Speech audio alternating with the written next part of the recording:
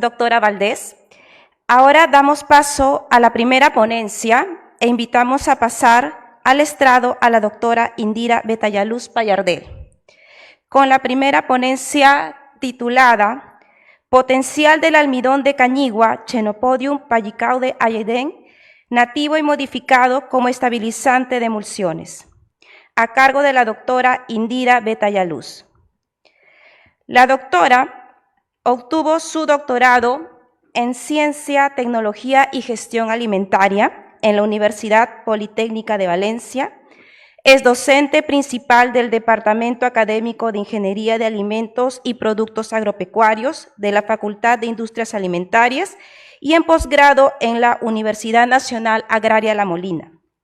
Además, pertenece al Grupo de Investigación de Propiedades de Biopolímeros y Aplicaciones, donde está realizando estudios de caracterización y aplicación de polímeros, almidón, proteína, gomas, obtenidos de cultivos de la biodiversidad, desde el reconocimiento de su potencial funcional, nutricional y la evaluación de alternativas de industrialización.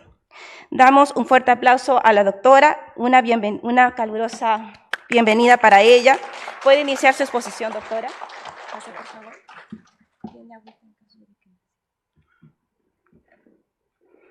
Bien, muy buenos días, autoridades, público presente, alumnos. En primer lugar, quiero agradecer a la comisión organizadora, al Vicerrectorado de Investigación por esta oportunidad que nos da a los docentes, esta plataforma para poder alcanzar a ustedes algunos resultados de nuestras investigaciones.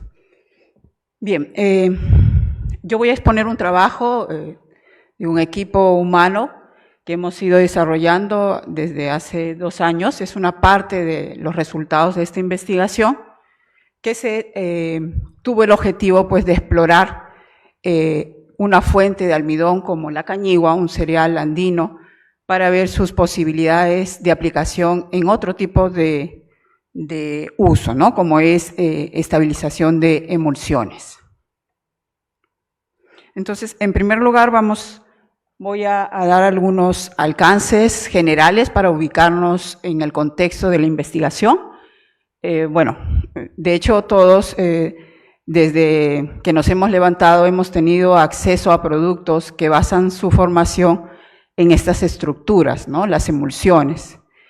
Y esta estructura no es privilegio de la industria alimentaria, sino por el contrario, tiene un amplio espectro de aplicaciones, ¿no? Como en la industria de la salud, en la cosmética, la farmacéutica, pinturas, etc. Eso hace entonces que la demanda de este tipo de aditivos sea bastante elevada. Por otro lado, recordando que la emulsión pues, es una dispersión coloidal conformado por 2 fluidos inmiscibles, ¿no? En los cuales uno de ellos, que es la fase continua, sirve para poder dispersar otra fase en diminutas partículas, ¿no? El interés por las emulsiones se ve traducido también por las crecientes publicaciones que se están dando en este campo, ¿no? Si nosotros revisamos las bases de datos científicos, de artículos científicos, realmente el crecimiento ha sido exponencial sobre investigaciones en este área, ¿no? De emulsiones alimenticias. Entonces esto nos da una idea pues de el interés que existe en la comunidad científica, basada obviamente en la necesidad de la industria por explorar otras alternativas, ¿no? para este tipo de estructuras. Bien, una de las características más importantes de las emulsiones definitivamente es su estabilidad. Y esta estabilidad está condicionada a una serie de factores externos que hacen pues, que estas 2 fases puedan separarse por diferentes mecanismos, como los que vemos acá, ¿no? El cremado.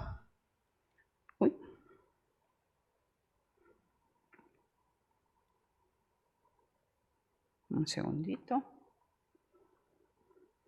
el cremado, la sedimentación, la coalescencia, la floculación, que son procesos que contribuyen a la inestabilidad de este sistema coloidal, ¿no? Entonces, el reto es lograr que estas estructuras sean estables en el tiempo, ¿no? Y que permite entonces mantener estas características y con ello también la funcionalidad que puedan estas conllevar. Se preparan emulsiones entonces estables cuando este componente, que puede ser aceite-agua o agua-aceite, añadimos un tercer protagonista, un tercer componente que son los emulsionantes, ¿no? Entonces, el emulsionante forma una capa interfacial protectora, se absorbe en las superficies de estas gotas, en la fase dispersa, lo que evita que éstas se junten y, por lo tanto, se separen. Entonces, hay muchas alternativas para lograr esta estabilidad. Vamos desde emulsificantes con bajo peso molecular, emulsificantes que tienen naturaleza anfifílica, por ejemplo, las proteínas, y el que es ahora motivo de la exposición, partículas sólidas a través de un proceso de estabilización que se llama Pickering, ¿no? En honor al investigador que lo definió. Bien, la alternativa que se presenta a los surfactantes ampliamente empleados en la industria, pues es estas partículas, ¿no? Las cuales su proceso de estabilización se basan en una acumulación de partículas sólidas en la interfase aceite-agua en una capa conformada densamente, lo que evita el contacto entre diferentes gotas y por lo tanto evita la floculación, la coalescencia de la emulsión por fenómenos de impedimento estérico y de repulsión electrostática. Respecto a los surfactantes, emulsionantes que tradicionalmente se emplean, pues hay ciertas consideraciones que tienden a preferir otro tipo de emulsionantes, ¿no? Estas son, por ejemplo, su estabilidad frente a pH, a temperatura, es el caso de la proteína, lo que limita en algunos casos la aplicabilidad de estos emulsionantes. Por otro lado, algunos de estos, sobre todo emulsionantes sintéticos, tienen ciertas objeciones por procesos de alergia, ciertas toxicidades que se ha demostrado en algunos de ellos, ¿no? Como por ejemplo esta evidencia que los surfactantes sintéticos, que son los aditivos alimentarios, pueden causar disfunción en la barrera intestinal, ¿no? Y como estos, hay otros estudios que entonces preocupan a la comunidad científica y obviamente a la industria interesada en ofrecer un producto que sea inocuo, ¿no? Y que sea adecuado para el consumidor.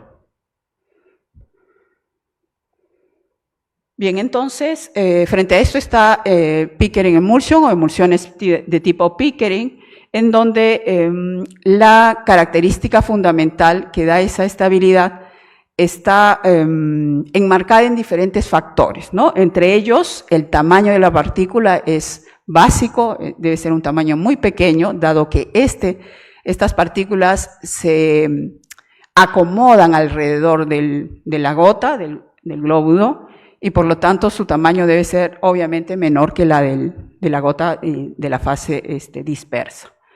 El tamaño entonces es fundamental, cierto grado de hidrofobicidad también para que haya un acomodo y una interacción más íntima y permita esta estabilidad.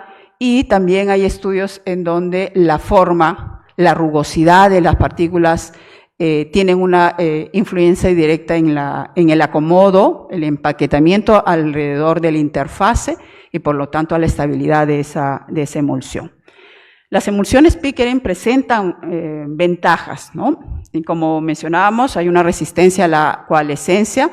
Hay estudios en donde se ha demostrado que la estabilidad llega hasta 8 años, que es bastante elevado. En es un acomodo irreversible, ¿no? Entonces eso explica también la estabilidad. Alta biocompatibilidad, estas partículas que se emplean por lo general son comestibles, ¿no? Utilizados, presentes en los alimentos, por lo tanto su biocompatibilidad y su carencia de toxicidad pues está demostrada, ¿no? Entonces hay garantía de su uso. Y otro de los aspectos positivos de este tipo de estructura es que las propiedades se pueden ajustar, ¿no? Eso implica que a través de esta estructura puede ser, ¿no?, vehículo de componentes funcionales, vitaminas, fenólicos, y además también se puede regular su digestibilidad, ¿no? Entonces realmente ofrece muchas ventajas para poder seguir estudiando, ¿no?, y explorando nuestros recursos, de qué manera estos puedan tener características adecuadas para ser candidatos a estabilizantes de este tipo de emulsión. Bien, acá podemos ver una fotografía en donde observamos cómo, esta es una microscopía de barrido electrónico, y observamos cómo alrededor, ¿no?, de la fase dispersa se han acomodado las partículas sólidas, ¿no? Esto es lo que está ocurriendo en el interior de manera microscópica al interior de la emulsión, ¿no? Acá tenemos, por ejemplo, glóbulo y se van acomodando las partículas, ¿no? Obviamente por esa razón la importancia de que estas partículas sean muy pequeñas, mejor aún si llegan a nanómetros, nos asegura pues esta estabilidad. Bien, se han estudiado, ¿no?, diferentes tipos de partículas apropiadas para esta aplicación, el quitosano, fibras, cristales de grasa, y otras más, y una que ha sido estudiada muy ampliamente es el almidón. Bien, ¿por qué el almidón? Bueno, porque tiene características, reúne un conjunto de características apropiadas para esta aplicación, teniendo en cuenta también la ola, ¿no?, de tecnología verde, de un proceso ecoamigable, etcétera. Y entre ellas es pues que el almidón es natural, es renovable, biodegradable, no es tóxico, es compatible, buena reactividad química. Eso es importante porque la conformación de su molécula tiene grupos funcionales que pueden permitir trabajar con ese almidón, modificarlo y darle funcionalidades adicionales, ¿no? Y con eso pues ampliar el espectro de aplicación. Bueno, el costo relativamente bajo, es estable porque el pH no lo va a afectar, como lo haría, por ejemplo, en el caso de una proteína, que también es un emulsionante. Beneficios nutricionales, algunas de las modificaciones que hemos utilizado en esta investigación también aporta almidón resistente, y eso a nivel nutricional también es benéfico, ¿no? Entonces también podría ser un vehículo de una funcionalidad como almidón resistente. Y bueno, son reconocidos como GRAS, ¿no? Generalmente reconocidos como seguros. Bien, por otro lado, la industria del almidón ha crecido enormemente y esta tendencia se avisora continuar en los siguientes años.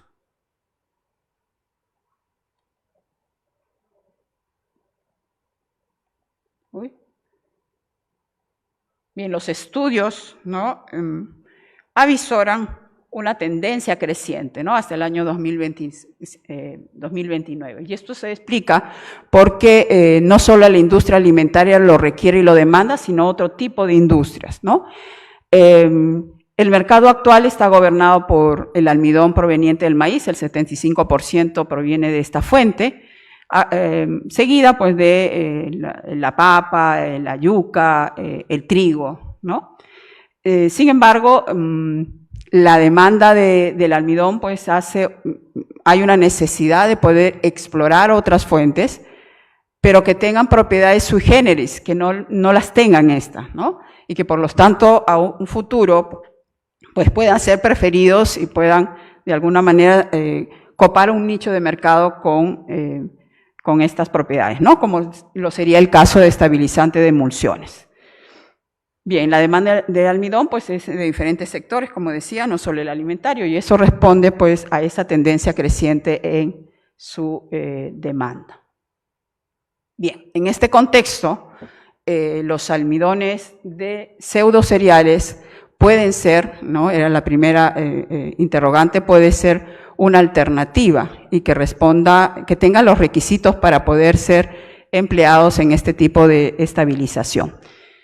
Bien, destacan los pseudocereales, pues por su, obviamente todos los conocemos, por su alto contenido de proteína, ¿no? Su proceso de industrialización se ha orientado a fomentar su empleo en base pues a la riqueza proteica y a la calidad de su proteína.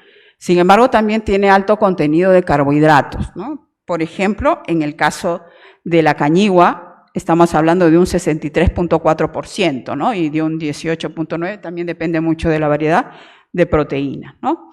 Y entonces, en este contexto, esta riqueza en estos componentes ha orientado la mirada hacia dos pseudocereales, ¿no? Que es la quinoa y el amaranto. Entonces, tiene la mayor atención por una serie de razones, en diferentes rubros, agronómicos, etcétera, pero la cañigua, ¿no? Digamos que no ha merecido, es poco estudiada, poco aprovechada industrialmente y pues no ha merecido de repente una justa atención, ¿no? Como todos saben, pues la cañigua crece en las regiones altoandinas, en la zona de Puno, Cusco, Arequipa. Es un cultivo que es muy resistente a bajas temperaturas, a sequías, ¿no? Y entonces también tiene características importantes para este tipo de aplicación, ¿no? El alto contenido de almidón es 51% de almidón, es bastante alto.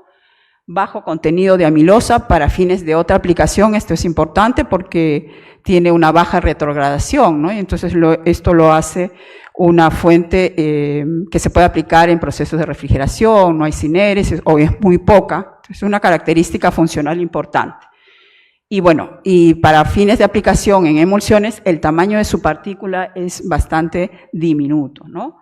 Tenemos, ahí hay una relación entre 0.5 y 1 micras, para tener una idea en qué magnitud estamos hablando. En el caso del amaranto, su tamaño promedio es 1.5, en el caso de la quinoa 1.5, la cañigua 1, el promedio, ¿no? Frente a el almidón de las fuentes comerciales como el maíz, que va entre 3 y 25 micras, y el caso de la papa entre 5 y 10 y 100 micras, ¿no? Entonces estamos hablando realmente de un tamaño muy, muy diminuto y que pocos cultivos lo tienen, ¿no? Como el caso del arroz, ¿no? Y nosotros tenemos 3 pseudocereales pues, que tienen esta característica particular, ¿no? Que le aporta también otras funcionalidades como mimetizante de grasas, etc. Entonces realmente es una fuente de almidón muy promisoria, considero yo.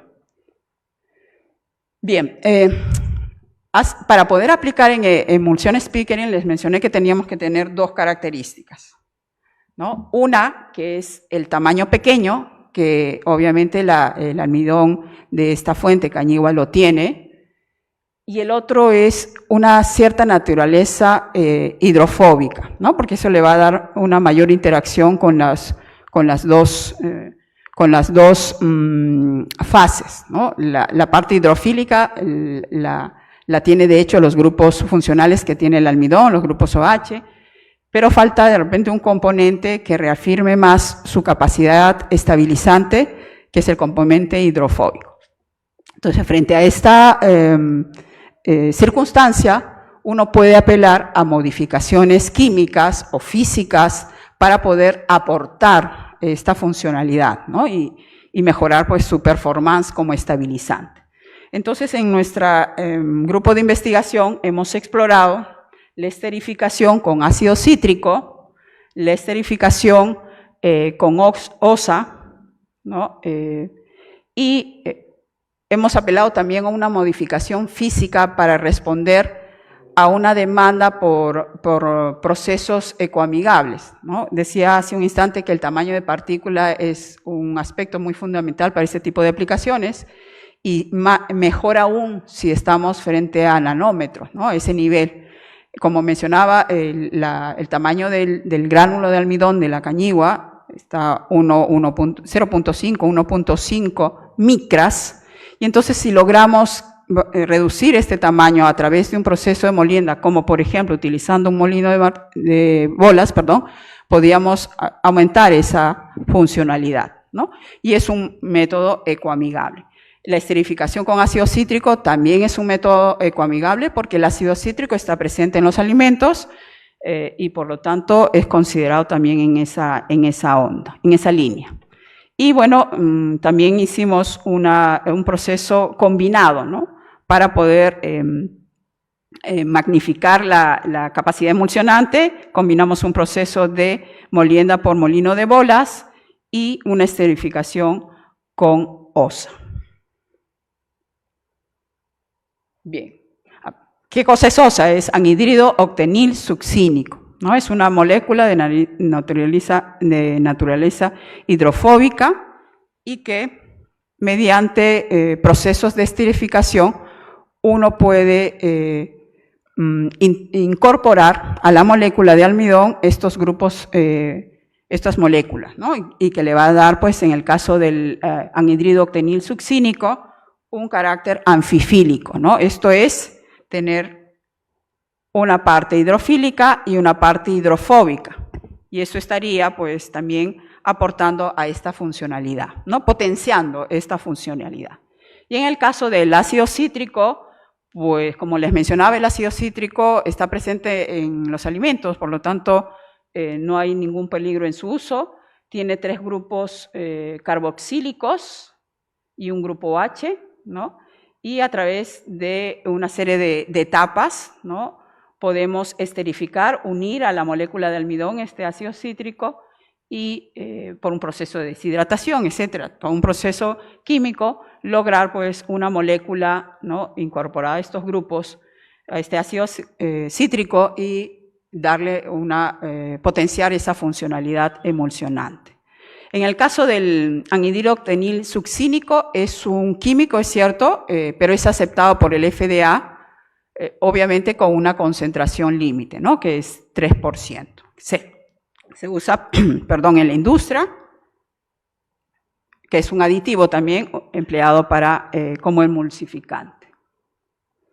Bien, ¿cuál fue el objetivo principal? Fue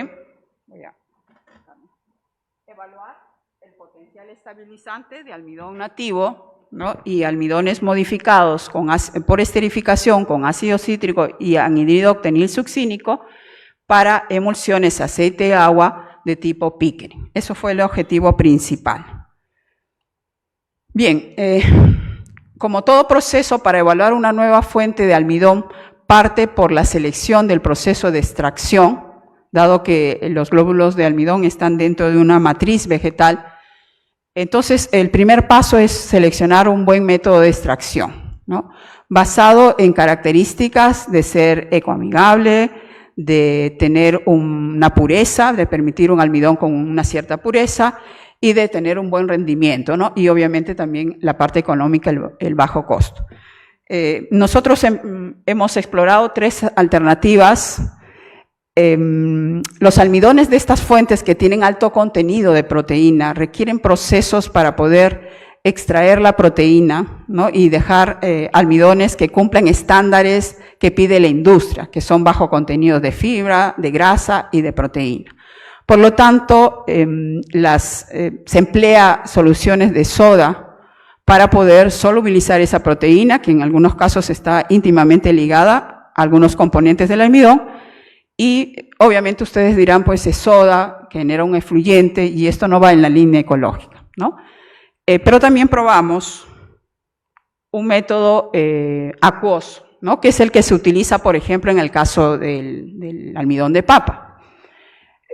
Y entonces había la necesidad de utilizar soda por las circunstancias que les he explicado y exploramos estas 2 alternativas, ¿no? Por un caso, En un caso, este primer método A, que era un remojo acuoso por unas 12 horas para ablandar los tejidos, las estructuras y permitir una salida del almidón, y un lavado alcalino, ¿no? Que implica el contacto con la soda en cortos tiempos, ¿no?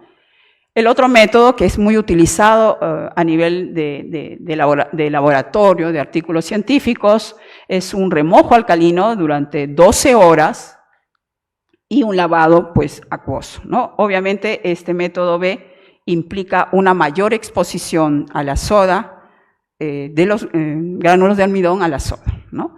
Una de las características que les mencioné es que el método no genere ninguna modificación en el gránulo y mantenga la funcionalidad de este, ¿no?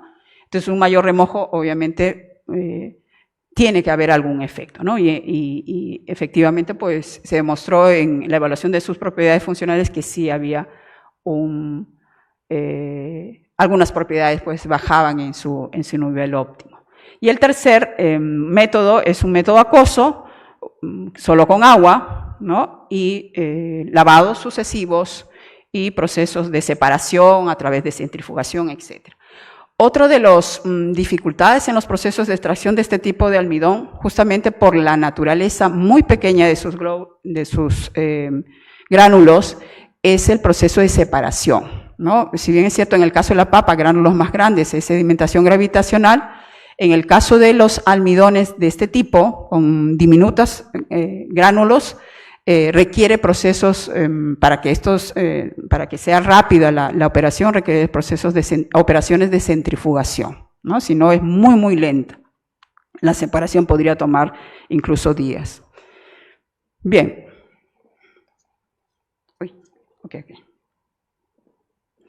Bien, entonces vemos que el proceso de separación efectivamente ha logrado tener un nivel de proteína bajo, ¿no? Un tamaño de partícula como el previsto, bastante pequeño, y acá hay una microscopía de su estructura poligonal. Bien.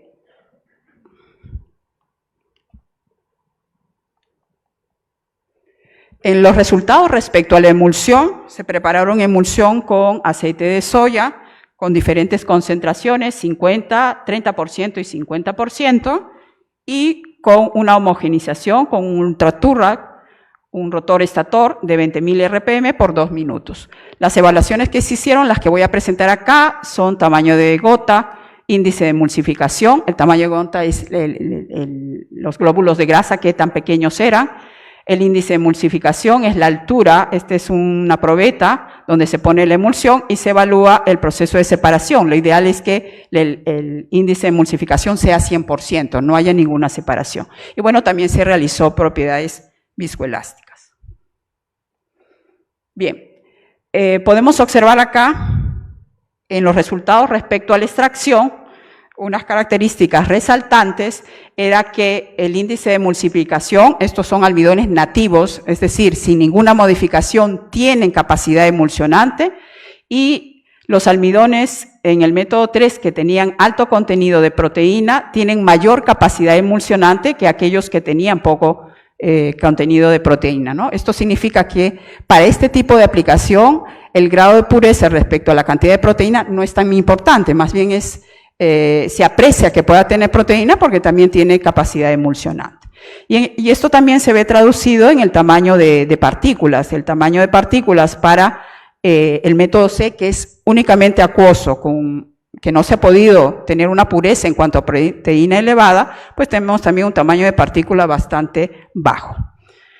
También lo interesante resaltar en estas microscopías es que la distribución del tamaño de las partículas es una distribución que se busca en emulsiones, que es unimodal y con un rango de tamaño bastante estrecho, ¿no? Comparado, por ejemplo, con estas dos columnas que representan el método con soda, ¿no? Entonces, en este caso, el método acuoso parece ser una alternativa dentro de lo ecológico, dentro de una tecnología verde, pues adecuada para este tipo de aplicación. Bien, el nativo entonces tiene una capacidad emulsionante y cuando modificamos con ácido cítrico logramos mejorar esta capacidad antioxidante y lo curioso es que a un nivel de empleo de ácido cítrico de 1%, bastante bajo, logramos un 100% de índice de emulsificación, esto es estable, y en cuanto al tamaño de partícula también de 10.25 micras, manteniéndose en el tiempo bastante constante, ¿no? Significa que la esterificación con ácido cítrico también fue efectiva. Del mismo modo, viendo las microscopías, vemos la característica unimodal, no hay una separación en los tubos, 100% de índice de emulsificación, y el rango, ¿no?, de tamaño de partícula también es bastante estrecho comparado con el control, por ejemplo, que sería el almidón nativo. En el caso de las modificaciones con el químico OSA, también se logró una emulsificación, un índice de emulsificación al 100%, ¿no?, tanto a una concentración de 30% de aceite y de 50% de aceite, ¿no? Eso nos indica que las modificaciones definitivamente han potenciado su capacidad estabilizante en tamaño de los glóbulos, asimismo a 30% son bastante pequeños comparados con el control. Igualmente las otras modificaciones, el molino de bolas y únicamente la modificación con el químico también han superado, ¿no?, en cuanto al control, ¿no?, que sería el almidón nativo. Igual, en la parte de distribución del glóbulo, también observamos esa tendencia unimodal. Entonces, este tipo de modificación, y más aún la combinada, una física con una química, nos ha permitido tener tamaños de partícula bastante pequeños y una emulsión estable en el tiempo. Bien, como conclusiones, ¿no?, esta es solo una parte de los resultados de la investigación, pero resaltamos que el almidón de cañiua posee gránulos de tamaño extremadamente pequeños y presenta una buena función estabilizante de emulsiones Pickering. El método de extracción afecta la funcionalidad de los almidones. El almidón extraído por el medio acuoso presentó mayor contenido de proteína, lo cual de repente en una industria no sería bien vista. Sin embargo, para una aplicación de emulsiones, forman emulsiones de mayor estabilidad, evidenciada por un índice de emulsificación bastante elevado y por el tamaño de los glóbulos de grasa también pequeños. La modificación por esterificación con ácido cítrico mejora las propiedades estabilizantes del almidón nativo de cañiua, medido pues en estos dos indicadores. Y las emulsiones preparadas con almidones nativo modificado con OSA y la combinación de un método físico, molino de bolas con OSA, y bajo la concentración de 50% de aceite, lograron estabilizar la emulsión y mantenerla en el tiempo. El almidón de cañiua se presenta como un excelente candidato emulsionante. Su uso en esta aplicación pues aportaría un mayor valor agregado comercial al cultivo y definitivamente una diversificación de su industrialización. Solo para terminar, ¿qué desafíos y oportunidades frente al almidón de cañiua? Obviamente hay un aspecto agronómico, es un trabajo multidisciplinario que se tiene que sumar esfuerzos para lograr un cultivo tecnificado, variedades uniformes y una oferta asegurada de esta materia prima, optimización del método de extracción con otras técnicas que sean ecoamigables, modificaciones para el diseño de almidones resistentes y, bueno, de hecho, el siguiente paso es la aplicación de este tipo de emulsiones a alimentos, en el área de alimentos, que es nuestra competencia, pero que también puede ser en otras ramas como la cosmética, la medicinal, etc. ¿Cuáles son estas aplicaciones que estamos también ya empezando a abordarles? Encapsulamiento y liberación controlada de compuestos, diseño de empaques, formulación de productos alimenticios, mayonesas, aderezos, en las cuales la emulsión es la estructura principal, diseño de barreras protectoras contra reacciones degradativas. Esa barrera sólida también protege al glóbulo de grasa de oxidación, por lo tanto también tiene un efecto también de protección, ¿no?, frente a procesos degradativos. Utilizarlo como sustituto graso y un modelamiento digestivo de los lípidos. Bien, para finalizar, esta parte de los resultados de esta investigación no sería posible por este equipo humano de docentes que trabajamos estos años y que me han acompañado en esta labor. Nuestros tesistas también son un personal humano pues realmente valorado y que gracias a ellos también en época de pandemia, porque fue un proyecto elaborado estrictamente y únicamente en época de pandemia, pues logramos estos resultados. Finalmente agradecer al CONCITEC por haber financiado este proyecto y bueno, invitarlos a que puedan buscarnos en la facultad si están interesados en este tipo de investigación y aplicaciones, pues nosotros, el grupo de polímeros y aplicaciones, estaremos con mucho gusto pues para atenderlos. Gracias.